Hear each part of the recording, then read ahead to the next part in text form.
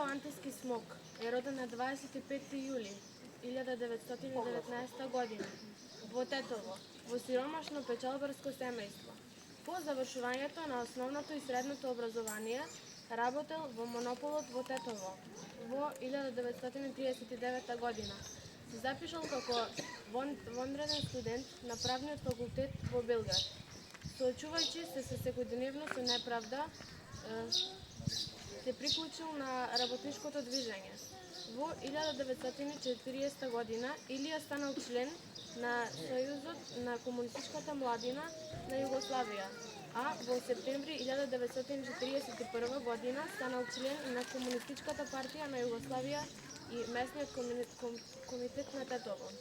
По априлската војна во 1941 година нацистичка Германија ја окупирала Југославија, а Македонија ја подели на бугарска и италијанска окупациона зона. Со својата активност Илија дал голем придонес во антифашистичката борба во италијанската окупациона зона. Неумно работел населението Тетово и Тетовско активно да се вклучи во оружјаната борба за слобода во текот на Втората светска војна. Поради својата активност, во јуни 1942 година тој бил принуден да премине во илегала, а на почетокот во септември истата година заминал во партизани. Илија се приклучил на Гостиварско-Мавровскиот народно-ослободителен партизански одред Кораб. Потоа бил назначен како политички комесар на одредот и инструктор на окружниот комитет на КПЈ за делот на Македонија од италијанска окупација. Ноќта на 26 спроти 27 март 1943 на Великден партизаните од новоформираниот партизански одред Кораб упаднале во заседа во ново село Гостиварско.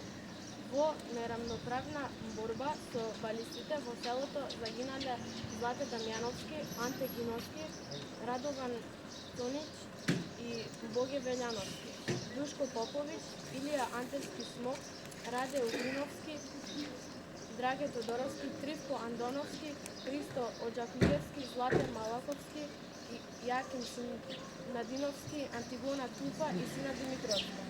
Биле заробени, а осумнина успеале да го пробијат непријателскиот образ.